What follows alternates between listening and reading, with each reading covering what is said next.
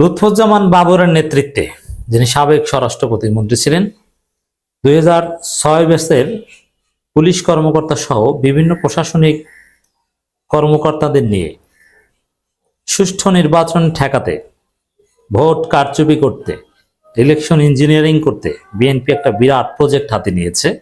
যে প্রজেক্ট ফাঁস হয়েছে, যেটা আমাদের কাছে এসেছে। সময় হলে আপনারা একদম আনুষ্ঠানিকভাবে অফিসিয়ালি বিভিন্ন জাতীয় গণমাধ্যমে প্রয়োজনে সংবাদ সম্মেলন করেও সুষ্ঠু নির্বাচনের পক্ষের দলগুলো বলবে। কিন্তু আমি আপাতত কিছু ধারণা দিচ্ছি আপনাদেরকে। এই তথ্যগুলো আমরা পেয়েছি। বিএনপির সামনে ভোট চুরি করা ছাড়া আর কোনো উপায় নেই। এটা বিএনপির, আমি চ্যালেঞ্জ দিয়ে বলছি, বিএনপির লোকাল গুন্ডা পান্ডা যদি আপনার আত্মীয় হয়, খালাতো ভাই, মামাতো ভাই, রক্তের আত্মীয়, তা আপনি জামাত হন আর যাই হন, আপনার সাথে তো আর মিথ্যে কথা বলবে না। আপনি তাদের কাছে জিজ্ঞেস করেন, অথবা কিছু মিষ্টি দধি খাওয়াই তারপরে জিজ্ঞেস করবেন, কি অবস্থা তোমাদের, মাঠের অবস্থা কি, জিতবা? তারা অবলীলায় অকপটে স্বীকার করবে, না ভাই, মাঠ খারাপ, সব জামাত, বিএনপির পক্ষে লোক নাই। তারা এখন তো তারা রাজনীতি করো কি জন্য? তারপরও অনেকের বিশ্বাস যে তারা ক্ষমতা আসবে। কিভাবে? আরে আমরা ভোট চুরি করব। কিভাবে ভোট চুরি করব? কয়েকটা লেয়ারে কাজ চলছে বিএনপি। তা এটা তারেক রহমানের প্রজেক্ট। কারণ জানেন যে এখন আমি আলোচনা করে মূলত এটা সফল হবে কিনা, কিভাবে কি করতে চাচ্ছে, দুইটা বিষয়।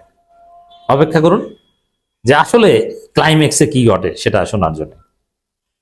প্রথম হচ্ছে যে লুৎফুজ্জামান বাবর কারাগার থেকে মুক্তি পাওয়ার পর তারেক রহমানের সাথে নানানভাবে যোগাযোগ করার চেষ্টা করেও তিনি যোগাযোগ করতে পারেন। তারেক রহমান বাতিল খাতায় নাম লিখে দিয়েছে। এমনকি লুৎফুজ্জামান বাবর অন্য দলটল করার চিন্তা ভাবনা করেছিলেন। খালেদা জিয়ার বাসার সামনে যে দাঁড়িয়ে থাকতো, ভিতরে ঢোকার সুযোগ পেত না। খালেদা জিয়া বিদেশ থেকে আসে অন্যান্য কর্মীদের মতো রাস্তায় রাস্তায় হাঁটতো, কোথাও কোনো দাম পেত না। লুৎফুজ্জামান বাবরের কোনো পদ পদবি কিন্তু এখনো নাই। এবং লুৎফুজ্জামান বাবর অনেকটা রিলিজিয়াস হয়ে গিয়েছিলেন যে মনে হয় নমিনেশন পাবো না, পরকাল নিয়ে থাকি, অথবা রাজনীতি করলে অন্য দল করি। কেন লুৎফুজ্জামান বাবরকে এই তুচ্ছতাচ্ছিল্য করা হয়েছিল? কারণ লুৎফুজ্জামান বাবর ছিলেন ভারতের আধিপত্যবাদের বিরুদ্ধে সোচ্চার কণ্ঠস্বর। আর বর্তমানে বিএনপির রাজনীতি হচ্ছে ভারত তোষণ নীতি।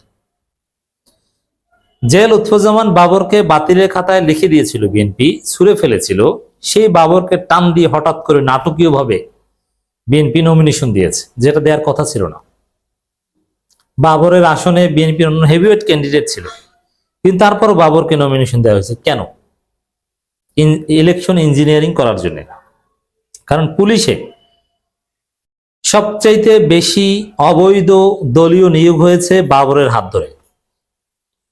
এমনকি এতটাই, বাবর নিজের কথা আমার কাছে প্রমাণ, একদম বাবর সাহেব কারাগারে বসে যার কাছে, যে শিবির নেতার কাছে বলেছেন, সেই শিবির নেতা আমার কাছে বলেছে এবং প্রমাণ আছে। পুলিশে চাকরি করতে মিনিমাম যে পরিমাণ হাইট লাগে, কিশোরগঞ্জের লোক সেই পরিমাণ হাইট নাই। এখন মাপের সময় এসপি বা যারা আছে এরা ফোন দিয়েছে বাবরকে, স্যার আপনি যে লোককে পাঠিয়েছেন এ তো হাইটই শর্ট করে, আধা ইঞ্চি। বলছে আধা ইঞ্চি আমারটা কেটে নিয়ে যাও। এর মানে কি? ওইসব হাইট টিট বাদ, নিয়োগ দাও। মিনিমাম রিকোয়ারমেন্টস, হাইট মেলে না, সে পুলিশে চাকরি এসআই বানিয়ে দিয়েছে। এই হচ্ছে বিএনপির রাজনীতি। এটা বাবর করেছেন, এটা অন্য কেউ পারেনি। এবং বাবর জেলের মধ্যে বসে খুব আক্ষেপ করেছিলেন, আমি যাদেরকে এইভাবে চাকরি দিয়েছি তারা আমাকে পিটায়, তারা বিএনপি ছাত্রদল বেশি পিটিয়েছে, কারণ তাদের চাকরিটা অবৈধ।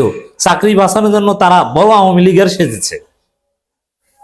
তা বাবর এই ভয়ানক কাজ করেছেন, নিয়োগ প্রক্রিয়াটাকে একদম দুর্নীতিগ্রস্ত করে দিয়েছেন। আর পুলিশের এসপি বিএনপির আমলে নিয়োগ পেত বগুড়া আইজুল হক কলেজ থেকে। এর মানে এগুলো সব ভুয়া নিয়োগ, মেধার ভিত্তিতে নিয়োগ বিএনপি দিত না। নিয়োগ প্রক্রিয়ায় বিএনপির চাইতে আওয়ামী লীগ 1000 গুণ স্বচ্ছ ছিল। আওয়ামী লীগও নিয়োগের দুর্নীতি করত, সেটা 2-4-5%। যেমন বিসিএস এর 95 থেকে 98% ফেয়ার হতো পুরো আওয়ামী লীগ আমলে। হয়তো বা 2-4% ওই কয়েকটা পুলিশ ক্যাডার ম্যাটার 2 নম্বরই করতো, বাকিগুলো সব ফেয়ার হতো। It's true. অনেক শিবিরের লোকজন মামলায় জেল খাটা শিবিরের লোকজনের অ্যাডমিন ক্যাডার সব বিভিন্ন ক্যাডারে চাকরি করে, শিক্ষা ক্যাডারের তো অভাব নেই। মানে ফেয়ার হয়েছে বলেই হয়েছে। ব্যাংক ট্যাঙ্ক সব নিয়োগ ফেয়ার ছিল বিভিন্ন জায়গায়। এনএসআই ডিএডি বা এই টাইপ কিছু কিছু পোস্ট মোস্ট 2 নম্বরই করা হতো আওয়ামী লীগের আমলে, আর বিএনপিতে সব কিছু ছিল 2 নম্বরই। এগুলো কার হাত ধরে হয়েছে? বেসিক্যালি লুৎফুজ্জামান বাবরের হাত ধরে হয়েছে।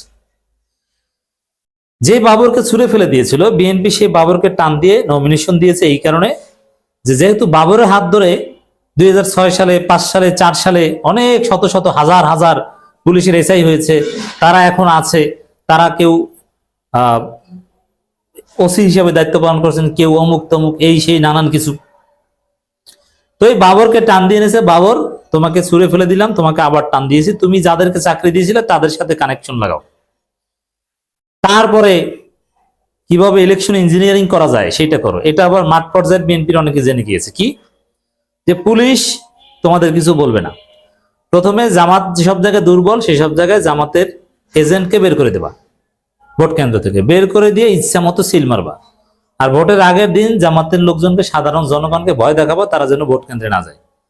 পুলিশ কিছু না বললে সেনাবাহিনী আর কয়জন, ওগুলো কিছু বলবে না, আর যে বেশি বলবে টাকা পয়সা দিয়ে নানান ভাবে ম্যানেজ করে আমরা ভোট চুরি করে নিয়ে যাব। এটা হচ্ছে বিএনপি প্ল্যান। এখন এই যে ভোট চুরিতে সহায়তা করতে তো পুলিশের হেল্প লাগবে, আর পুলিশের হেল্প পাওয়ার জন্য বাবর, লুৎফুজ্জামান বাবরের নেতৃত্বে বিশেষ করে 2006 ব্যাচের পুলিশ কর্মকর্তাদের দফায় দফায় মিটিং চলছে, যোগাযোগ করছে। এই হচ্ছে খবর। বিএনপি চায় এটা, সুষ্ঠু নির্বাচন ঠেকাতে, ভোট কারচুপি করতে এটা করছে, বুঝতে পারছেন? কিন্তু মজার বিষয়, এগুলো পারবে না। কেন পারবে না জানেন? এটা 2024 সালে 5 আগস্ট পরবর্তী বাংলাদেশ, এটা হাসিনার বাংলাদেশ না। জনগণ পুলিশকে হত্যা করে ফ্লাইওভারের সাথে ঝুলিয়ে রেখেছিল। পুলিশ যদি বিএনপির জেলা সভাপতির ছেলেও হয়, সেও আর জনগণের সাথে 2 নম্বরই করার সাহস পাবে না। তাহলে ওর পরিণতি হবে ওই এক থানায় 18 জন পুলিশ জয় বাংলা করে দেওয়ার মতো, একদম জনগণ ঝুলিয়ে রাখবে ফ্লাইওভারের সাথে। কোন পুলিশ যদি এইটা করার চেষ্টা করে, একবার শিক্ষা পেয়েছে না, এটা সাহস করবে না। প্রশাসনের লোকজন, আওয়ামী দালাল যারা ডলা খেয়েছে না ছাত্র জনতার 5 আগস্টের পর, তো 5 আগস্টের পরে ডলা দিতে যে ভুল করেছে, অনেক জায়গায় ডলা দিতে যায় নাই ছাত্ররা, সমন্বয়করা। বিএনপি যদি আবার আকাম করে, এবার এমন ডলা দেবে বিএনপির কোনো লাসমেন্সার বাদ পাবে না।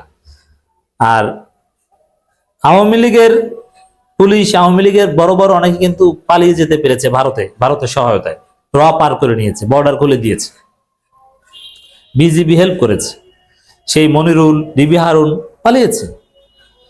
কিন্তু বিএনপির পুলিশ কর্মকর্তা, বিএনপির 6 ব্যাচের অমুক তমুক, এদেরকে ভারত আশ্রয় দেবে না, এদেরকে বঙ্গোপসাগরেরা লাভ দিবে। আর ছেলেপান তো এখন যথেষ্ট স্মার্ট, পানিতে লাভ দিয়ে ওদেরকে ধরে এনে তারপরে উপরে উঠিয়ে প্যান্ট খুলে তারপরে পেটাবে, তারপরে গাছের সাথে ঝুলিয়ে রাখবে।